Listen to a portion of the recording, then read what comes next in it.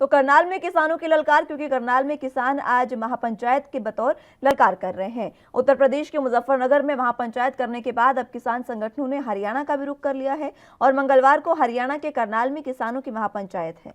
अब ये जो महापंचायत है ये शुरू होने जा रही है। इससे पहले प्रशासन ने इंटरनेट भी वहां पर बंद कर दिया है और धारा 144 लागू कर दी गई है। करनाल में 28 अगस्त को किसानों पर हुए लाठीचार्ज के खिलाफ किसानों ने महापंचायत बुलाई है और इसको देखते हुए प्रशासन ने करनाल, कुरुक्षेत्र, पानीपत, कैथल, जींद इन तमाम जगहों पर 5 जिलों में इंटरनेट सेवा बंद कर दी है और इसी के साथ धारा 144 भी लागू कर दी गई है। हाल ही में किसानों ने मुजफ्फरनगर में भी महापंचायत की थी, जिसमें ऐतिहासिक भीड़ देखने को मिली थी और अब यहां पर राकेश टिकैत भी इस किसान महापंचायत में पहुंच चुके हैं। आपको बता दें कि मुजफ्फरनगर के बाद करनाल में किसानों की महापंचायत हो रही है और ये महापंचायत एक हफ्ते में दूसरी बड़ी महापंचायत है। कृषि कानूनों के खिलाफ जारी आंदोलन के बड़े नेता इस मंच को संबोधित करेंगे। राकेश टिकैत, योगेंद्र यादव समेत कई नेता जो हैं वो इसमें शामिल होंगे और राकेश टिकैत यहां पर पहुंच भी चुके हैं। इसकी तस्वीरें भी आपको दिखा रहे हैं। सुरक्षा के भी पुख्ता इंतजाम किए गए हैं। राकेश टिकैत भी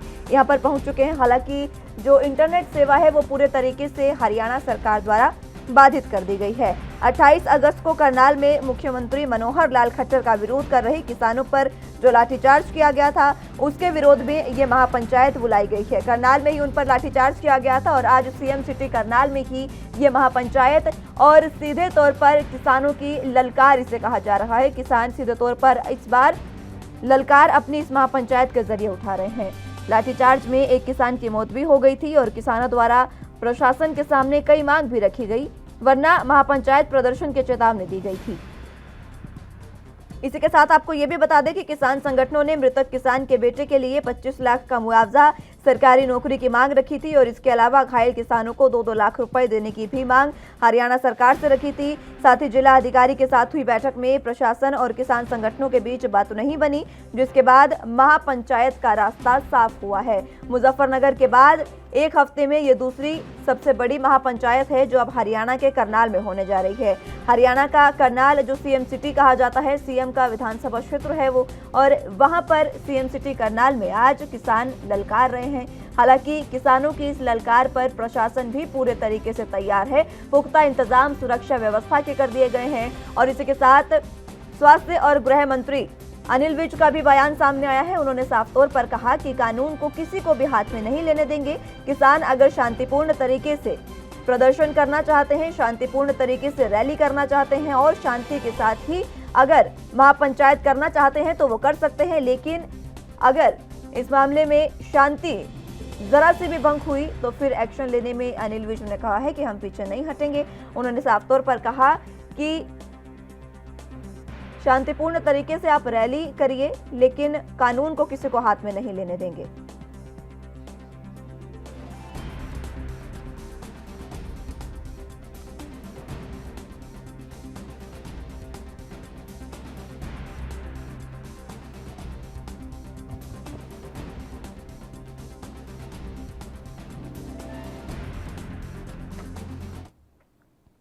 चलिए, तो इसी पर हम चर्चा करेंगे। हमारे साथ दोनों गेस्ट मौजूद हैं, उनका तारुफ आपसे करवा देते हैं। आलोक वत्स साहब हमारे साथ बीजेपी का पक्ष रखने के लिए मौजूद है। बहुत स्वागत है वत्स साहब आपका। और इसी के साथ हमारे साथ शिव सिंह जुड़ चुके हैं, कांग्रेस किसान नेता हैं। बहुत स्वागत है सर आपका भी। शिव सिंह जी, पहले आप ही के पास आना चाहूंगी। करनाल में आज किसान ललकार रहे हैं। हालांकि प्रशासन पूरे तरीके से तैयार है, लेकिन किसानों की ये जो ललकार है ये सीधे तौर पर देखने को मिल रही है और अब तो राकेश टिकैत भी पहुंच चुके हैं। क्या कुछ कहेंगे, किस तरीके की है महापंचायत? शिव सिंह जी, आवाज मिल पा रही है आपको? हाँ जी, बताएं। शिव सिंह जी, आज जो करनाल में महापंचायत हो रही है उसका मकसद भी बताएं, क्योंकि कृषि कानून जो है उसको तो रद्द करने की आप मांग कर रहे हैं और जिस तरीके से लाठीचार्ज किसानों पर हुआ करनाल में, सीएम सिटी करनाल में आज किसान ललकार रहे हैं। किस तरीके की महापंचायत? देखिए, आप सबको मालूम है कि जिस तरह से करनाल के अंदर लोकतांत्रिक तरीके से देश का किसान आंदोलित था और सीएम के कार्यक्रम स्थल से 15 किलोमीटर लगभग दूर किसान टोल प्लाजा पर आंदोलित था, लेकिन सीएम खट्टर साहब के प्रभाव और दबाव के चलते वहां के जो एसडीएम थे सिन्हा जी उन्होंने जिस तरह से आदेश दिया पुलिस को लाठी चालन का और किसानों के सर पर लाठी मारी गई, उनके शरीर पर लाठियां बरसाई गई, जिससे किसान काजल की मौत हो गई और सैकड़ों किसान मरणासन स्थित पर हॉस्पिटलों में एडमिट हैं। और उसमें किसान मोर्चे की ये मांग थी कि 302, 307 का अपराध सीएम खट्टर एवं एसडीएम आयुष सिन्हा के खिलाफ दर्ज किया जाए, लेकिन सरकार मानने के लिए तैयार नहीं थी। और वहां के जो कलेक्टर हैं उन्होंने भी ये स्वीकार किया है कि एसडीएम आयुष सिन्हा थे, उनकी बयानबाजी गलत हुई है। हम खेद व्यक्त करते हैं। इससे स्पष्ट है कि एसडीएम आयुष सिन्हा ने जिस तरह से कार्रवाई किया है वो स्वयं दोषी होते हैं, उनके खिलाफ 302, 307 का अपराध प्रमाणित होता है। यही किसानों की मांग थी कि उनके खिलाफ मामला कायम किया जाए। 6 सितंबर तक का अल्टीमेटम उनको दिया गया था, लेकिन इसके बावजूद भी अपराध कायम नहीं किया गया। आज फिर से किसान वहां पर शांतिपूर्ण ढंग से आंदोलित हैं, लेकिन जिस तरह से आजादी पर हमला किया जा रहा है, वहां की इंटरनेट सेवाएं बंद कर दी गई हैं, तमाम पुलिस की छावनी में हरियाणा का सेक्टर तब्दील कर दिया गया है। तो हमारा ये कहना है कि ये आजादी का आंदोलन है और इस तरह से जो दमन हो रहा है ये ठीक नहीं है। ये देश के किसान गरीब मजदूरों की आजादी पर हमला है। हम सरकार को चेतावनी देते हैं, मोदी सरकार को भी आगाह करते हैं कि इस तरह का कृत्य किसान मजदूर अन्नदाताओं गरीबों के साथ ना किया जाए, अन्यथा यह देश बर्दाश्त नहीं करेगा। ठीक है शिव सिंह जी। वत्स साहब आपके पास आना चाहूंगी। सीधे तौर पर शिव सिंह जी का कहना है कि आजादी पर प्रहार किया गया है, आजादी पर हमला बोला गया है इंटरनेट सेवा और वहां पर धारा 144 लगाकर। देखिए मुस्कान जी, वहां परिस्थितियां ऐसी होंगी जो प्रशासन को इस तरीके के ऐतिहासिक कदम उठाने पड़े और इस तरीके से जो ये अपना शांति, जैसे अभी अनिल विज ने भी कहा है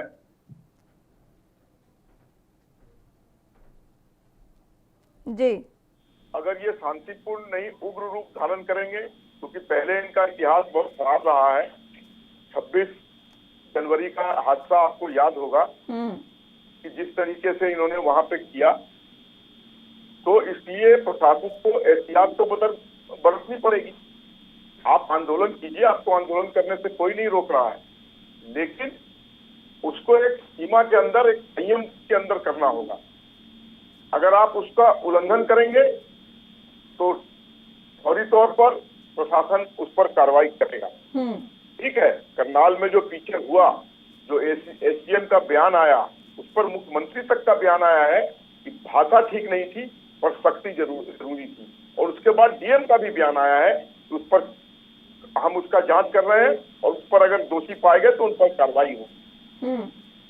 तो ये सारी प्रक्रियाएं चल रही है लोकतंत्र के अंदर, लेकिन जिस तरीके से ये किसान अब आंदोलन कर रहे हैं और राकेश के जो लगता है विपक्ष में गैप आ गया है, राहुल गांधी उसको भर नहीं पा रहे हैं और अन्य दलें मिलकर भर नहीं पा रहे हैं, तो राकेश टिकैत को लगता है कि शायद यही मौका है कि मैं बहुत बड़े विपक्ष के नेता के रूप में देश के सामने आ जाऊं। जो इनका मुजफ्फरनगर में कल बयान आया, उसमें इन्होंने किसान हित की कम बात की। ये वाल्मीकि समाज, सरकारी कर्मचारी और अन्य लोगों की बात ज्यादा करते नजर आए। तो ये क्या किसान नेता की बजाय अब ये देश का नेता बनने की कोशिश कर रहे हैं? इन चीजों पर गौर करना होगा। लेकिन वत्स साहब, अगर किसी के हक की बात कर ही ली है तो क्या कुछ गलत थोड़ी हुआ सर? पॉलिटिकल पार्टी फॉर्म कीजिए और फिर आप बताइए कि हाँ जी हम पॉलिटिकल पार्टी बन चुके हैं, हम इस तरीके से काम करेंगे। ठीक है, शिव सिंह जी आपके पास आना चाहूंगी। आप दोनों का स्टार्टिंग कमेंट जी, मैं लौटूंगी वत्स साहब, आप दोनों का स्टार्टिंग कमेंट हो चुका है, आप एक दूसरे से क्रॉस क्वेश्चन अब कर सकते हैं। शिव सिंह जी, आपके पास आना चाहूंगी। किसान महापंचायत जो हो रही है उसमें जिस तरीके से कल मुजफ्फरनगर की महापंचायत में बयान आया था राकेश टिकैत का, जो उन्होंने वहां पर भाषण दिया, उस भाषण पर अब सवाल उठा दिए हैं आलोक वत्स साहब ने। वो कह रहे हैं कि अगर इतना ही आपको भाषण, इतना ही आपको दुनिया की चिंता है तो फिर आप राजनीतिक पार्टी बना लीजिए।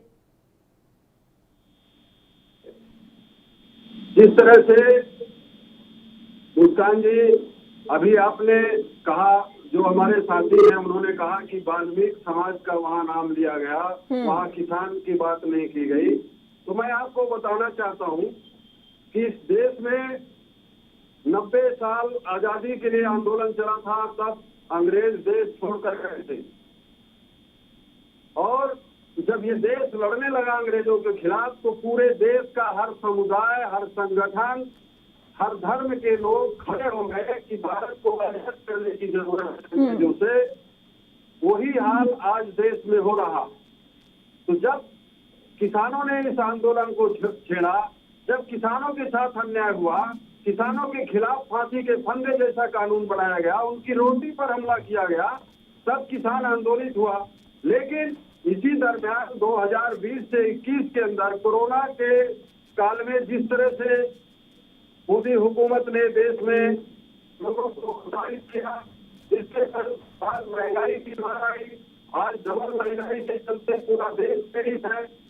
तो आज किसान ही ऐसा एक लड़ने वाला, इस हुकूमत के खिलाफ आवाज उठाने वाला एक संगठन है जो अब हर मुद्दे की लड़ाई लड़ेगा। और किसान मजदूरों ने, अभी मुजफ्फरनगर में भी गया था, वहाँ पर शासन प्रशासन ने वहाँ के महापंचायत को प्रभावित करने का काम किया, किसानों को रोकने का प्रयास किया। इसके बाद भी 40 लाख लोगों से ऊपर वहाँ किसान इकट्ठा हुआ। तो मैं आपको बताना चाहता हूँ, वहाँ से ऐलान हुआ है कि देश में महंगाई है, बेरोजगारी है, कोरोना काल की हकीकत क्या थी और किसानों के खिलाफ क्या लगातार कानून बनाए जा रहे हैं, मजदूरों का शोषण हो रहा है। तो हर मुद्दे की लड़ाई अब संयुक्त किसान मोर्चा लड़ेगा, ये ऐलान हुआ है। तो चाहे वो वाल्मीकि समाज के लोग हों, चाहे गन्ना किसान हो, चाहे अन्य किसान हो, चाहे महंगाई से पीड़ित लोग हो, चाहे छोटा व्यापारी हो, चाहे गरीब लोग हो, चाहे झुग्गी झोपड़ी वाला हो, हर शख्स की लड़ाई अब संयुक्त किसान मोर्चा इस देश में लड़ेगा। वही देश की विपक्ष की भूमिका अदा कर रहा है इस समय। तो इसलिए जो आपका कहना है कि वाल्मीकि समाज का नाम लिया गया, किसका नाम लिया गया, तो ये जो है ठीक है शिव सिंह जी, करने वाला बयान है। अब जो है पूरी लड़ाई किसान ही देश की लड़ेगा और इस देश को आजादी दिलाने का काम करेगा। ठीक है, मैं वत्स साहब लौटूंगी आपके पास। चलिए एक बार फिर से बात किसानों की कर लेते हैं, क्योंकि करनाल में आज किसानों की ललकार देखने को मिल रही है। दोनों गेस्ट हमारे साथ मौजूद हैं। वत्स साहब, आपके पास आना चाहूंगी। तमाम जो बातें कही थी शिव सिंह जी ने, उस पर आप कुछ कहना चाह रहे थे, अपनी प्रतिक्रिया दें। शिव सिंह जी के बातों से मुझे अच्छा लगा कि कम से कम इन्होंने स्वीकारा कि हम विपक्ष की भूमिका में आना चाहते हैं। तो मेरा इनसे सुझाव है, आप एक पॉलिटिकल फ्रंट बनाइए और आइए मैदान में, ताल ठोकिए, हम तैयार हैं उसके लिए। लेकिन जब ये बेरोजगारी की बात करते हैं तो मुझे थोड़ी हंसी आती है। गोंडली, चिल्ला, उसके बाद गाजीपुर बॉर्डर पे संयुक्त किसान मोर्चा ने कितने फैमिली को जो वहां पे अपना रोजगार चला रहे थे, दुकानें चला रहे थे, वहां पे नौकरी कर रहे थे, छोटी मोटी व्यवसाय कर रहे थे, कितनों को इन्होंने भूखमरी के कगार पर लाके खड़ा कर दिया है। इसका भी आंकड़ा देखें। वहां लोग आत्महत्या करने को है, सब बच्चों के स्कूल छूट गए, उनके पास पैसे नहीं है, हजारों हजार की तादाद में वहां पर लोगों को इन्होंने बेरोजगार कर दिया है। किसी को दुकान नहीं खोलने दे रहे, किसी को वहां रोजगार नहीं मिल रहा है। तो ऐसे स्थिति में ये बात कर रहे हैं रोजगार पैदा करने की, जहाँ ये लोगों को खुद बेरोजगार कर रहे हैं। इनको दिखाई नहीं दे रहा वहां पे जो कितने लोग वहां से अपना रोजगार लेकर अपनी जीविका चला रहे थे, वो कितने 9 महीने से वो कहाँ है, और ये बात कर रहे हैं मतलब वत्स साहब ये देखिए, ये भी काफी अहम बात है, आपने ये तो मान ही लिया आखिरकार कि वहां पर लोग ही मौजूद हैं, वहां पर कोई खालिस्तानी या आंदोलनजीवी मौजूद नहीं है, वहां पर लोग मौजूद है, ये तो मान रहे हैं आप? जो किसान अपना रोजगार छोड़कर वहां बैठे हैं, ये तो मान रहे हैं ना आप? उसके बावजूद भी बातचीत की, वार्ता की दौर जो है वो शुरू नहीं किया जा रहा। किसानों से बातचीत कब होगी? अब आप खुद भी मानते दिखाई दे रहे हैं कि वहां पर किसान ही बैठे हैं। बैठे हैं, लेकिन उनकी तादाद मुट्ठी भर सिमट के रह गई है। तो ये लाखों लाख की बात करते हैं, वो अब कहीं नहीं दिखाई दे रहा। अभी आप ही कह रहे थे सर, अभी आप ही कह रहे थे इतनी बड़ी सैकड़ों की संख्या में वहां पर बैठे हैं लोग, आप ही ने अभी ये बात कही। संख्या में लोगों को बेरोजगार किया है, मैं ये बोल रहा था। ये मुट्ठी भर लोग वहां पे सैकड़ों लोगों को बेरोजगार किया है इन्होंने। उनके पास कोई तरीका नहीं है अपना जीवन मुहैया कराने का। तो आलोक वत्स साहब, अगर आप मान रहे हैं कि इनको सैकड़ों लोगों ने, चलिए चंद लोग हैं, मुट्ठी भर लोग हैं, इन्होंने उनको बेरोजगार किया है, तो आप इन मुट्ठी भर लोगों को छोड़कर, किसानों के बड़े बड़े नेताओं को छोड़कर आप किसानों की ही सोच लीजिए, उन्हीं से बातचीत करके, ये जो वार्ता का दौर है जो बंद हो रखा है उन्हीं से बातचीत करने की कोशिश कीजिए और किसानों का जो मसला है इसको सुलझाने की कोशिश करें। ये ऐसे लोग हैं जिनकी सोच तालिबानी है। या तो ये मीटिंग में 11 बार आए, आज भी हम मीटिंग करने को तैयार हैं, लेकिन मीटिंग में आके ये कहते क्या हैं कि हमारी चीजों को मान लो तो मीटिंग चलेगी, नहीं तो नहीं चलेगी। ऐसा कहीं वार्ता सुना है आपने कि जो मैं कहूंगा वही मान लो तो मीटिंग होगी? सरकार भी तो यही कह रही है सर कि जो हम कह रहे हैं वो मान लीजिए तो मीटिंग होगी। ठीक है, मैं लौटूंगी खैर आपके पास। शिव सिंह जी हमारे साथ लौटे हुए हैं। शिव सिंह जी, आलोक वत्स साहब कह रहे हैं कि ये तालिबानी सोच के जो लोग हैं वो वहां पर बैठे हैं, अब मुट्ठी भर किसान जो है वही रह गए हैं, लेकिन तालिबानी सोच बता दिया है उन्होंने किसानों को। क्या कुछ कहेंगे? देखिए, ये सरासर इनका गलत बयान है और इनके पास कुछ बचा नहीं है। जिस तरह खालिस्तानी तालिबानी इस तरह से ऐसा स्टेटमेंट दे रहे हैं, देश के अन्नदाताओं का अपमान है। और मैं तो ये कहना चाहता हूँ कि हम आपको चेतावनी भी दे रहे हैं कि जिस तरह से आप किसान मजदूर की आजादी आंदोलन की लड़ाई में आप बाधा बन रहे हैं और आप जो है उनको प्रताड़ित करने का काम कर रहे हैं, उनके चारों ओर आपने पुलिस लगाने का काम किया, लाठी चलवा रहे हैं, तो ये देश में बहुत दिनों तक चलने वाला नहीं है। यदि ये देश खड़ा हो गया पूरी तरह से तो ये देश आपकी हुकूमत को भी नजरबंद कर सकता है। इस देश में इतनी बड़ी ताकत है, जिन्होंने 90 साल लड़ाई लड़ा और अंग्रेजों से भारत को आजाद कराया, तो ये आपको भी नजरबंद कर सकता है। इसलिए आप किसान बिल वापस लें, अपनी सरकार से कहें सरकार किसान बिल वापस ले और मजदूरों के खिलाफ जो कानून बनाए हैं उनको वापस लें और देश को प्रताड़ित ना करें, महंगाई वापस लें और देश के लोगों को अमन चैन से जीने दें। और यदि आपने ऐसा नहीं किया तो जिस दिन देश यह तय कर लेगा तो आपकी हुकूमत को भी नजरबंद करने का काम करेगा। इसलिए फालतू की बयानबाजी ना करें और देश के लोगों को जीने दें, उनको रोटी देने का काम करें। ठीक है, आलोक वत्स साहब, शिव सिंह जी कह रहे हैं कि देश के लोगों को जीने दें और अगर देश के लोगों ने ठान लिया तो आपको भी एक बार फिर से सत्ता से हटा सकते हैं, ये वो बात कह रहे हैं। और इसी के साथ मैं आपसे जानना चाहूंगी, जरा समझाइएगा जरूर कि आखिर ये जो तालिबानी सोच का आपने जिक्र किया है, ये तालिबानी सोच है क्या? किस तरीके से आपको किसानों की सोच तालिबानी लगती है?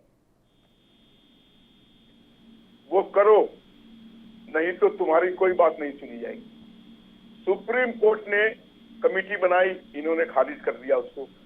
उसके बाद सेंट्रल गवर्नमेंट ने कहा कि हम 18 महीने के लिए इसको सस्पेंड कर रहे हैं, इसको मान लो, इन्होंने कहा नहीं।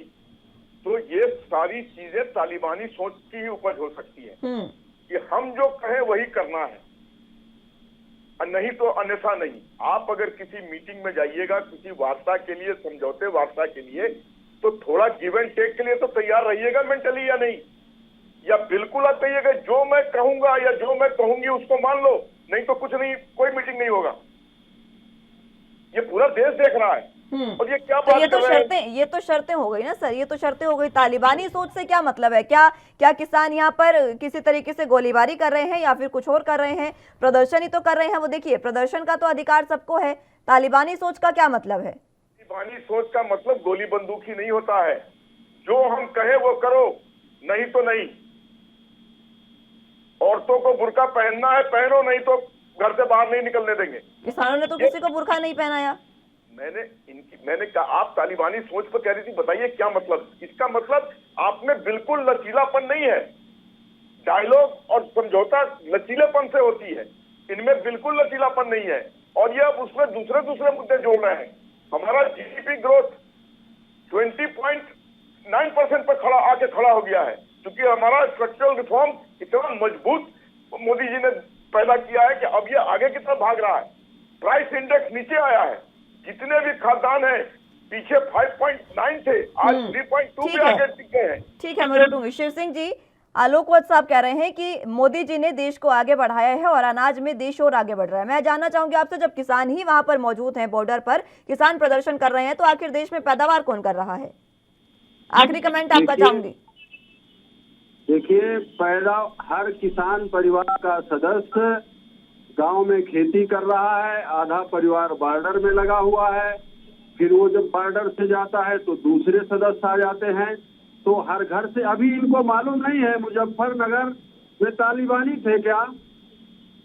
मुजफ्फरनगर में क्या तालिबानी पहुंचे थे? मैं इनसे पूछना चाहता हूं। तो इस तरह से ये किसानों का ना करे, ये बहुत बड़ी मानहानि है। और 12 दौर की बात में इन्होंने किसानों को राहत देने का काम नहीं किया। और 9-10 महीने से देश का किसान आंदोलित है, तो ये उनसे बात नहीं किए। और ये बात करने लगे, जैसे अफगानिस्तान का मामला आया तो ये अफगानिस्तान चले गए बात करने। रोजाना के मीडिया अखबार में इनके स्टेटमेंट आप उठा करके देख लीजिए। तो इनको किसानों से मोह नहीं है। जो किसान 9-10 महीने से, अरे किसानों को तो आपने कैद करके रखा है। बॉर्डर में चारों तरफ से आपने जाल बिछा करके रखा है, बीच में किसान बैठा हुआ है। आप किसान को ही देश के कैद करके रखे हैं। वो किसी तरह खेतों से काम करके आता है, बॉर्डर में अपने आंदोलन में शामिल होता है, फिर चला जाता है खेत की ओर, फिर दूसरा भाई आकर के बैठ जाता है। तो किसान को इसलिए खेती कर रहा है कि यदि वो खेती नहीं करता, पूरी तरह से पूरा परिवार उसका बैठ जाता बॉर्डर के अंदर।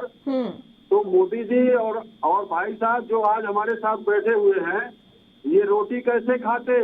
देश रोटी कैसे खाता? कोरोना में रोटी ने ही जान बचाने का काम किया है।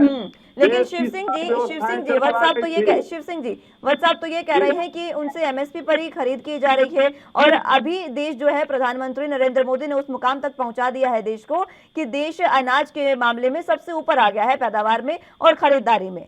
ये बात कह रहे हैं वो। ये प्रधानमंत्री जी जैसा बोलते हैं, दस्तावेजी जैसा प्रधानमंत्री जी ने बोला वैसा पूरा देश। मैं आ रही हूँ वत्स साहब, आपके पास आ रही हूँ जी। शिव सिंह जी, जैसा प्रधानमंत्री जी बोलते हैं वैसे उनके सारे सदस्य जो भी जुमलेबाज लोग हैं उनकी टीम के, ऐसा ही वो राग अलापने लगते हैं। और मैं पूछना चाहता हूं कि रिकॉर्ड आप दीजिए ना, कहाँ पर आपने एमएसपी पर खरीद कर रहे हैं? क्या दस्तावेज है आपके पास? क्या सबूत है आपके पास? लाइए, 1000-2000 किसानों को आप सामने लाइए ना, किसको एमएसपी का लाभ मिला? कैसी बात कर रहे हैं? 1975 रुपए आप गेहूं का रेट, मध्य प्रदेश सरकार कह रही है हम 1975 गेहूं खरीद रहे हैं। 1465 रुपया हमारे यहाँ की मंडियों में गेहूं बिका, उसकी हम रसीदें दिखा सकते हैं आपको। एक नहीं, हजारों रसीद हम दिखा सकते हैं।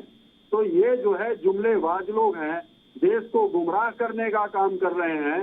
इनका कोई भरोसा नहीं है, कब किधर पैतरा बदल दें, कब कहाँ चले जाएं। ये अदानी अंबानी की गोद में सोने वाले लोग हैं, उनके पालने में सोने वाले लोग हैं। जैसा वहां से दिशा निर्देश होता है वैसा ये देश के अंदर कानून बनाते हैं, जन विरोधी कानून बनाते हैं, लोकतंत्र की हत्या करते हैं, संविधान की हत्या करते हैं। ये ठीक तो है। इनके बाएं हाथ का खेल है। ठीक इनके है शिव देश सिंह से जी, कोई आप नहीं ही की बातों में, शिव सिंह जी आप ही की बातों में वत्स साहब कुछ कहना चाह रहे हैं। वत्स साहब, आखिरी कमेंट आपका भी चाहूंगी। मुस्कान जी, आजकल राहुल गांधी इन लोगों की अगुवाई कर रहे हैं, ट्रैक्टर चलाते हुए बहुत दफा नजर आते हैं। तो मैं आपको याद दिला दूं कि आदरणीय प्रधानमंत्री मनमोहन सिंह जी ने 2004 के नवंबर के इंटरव्यू में कहा था कि हमारे फार्मर को एक्सेस टू कमर्शियल इनपुट और modernization of agriculture and study system चाहिए।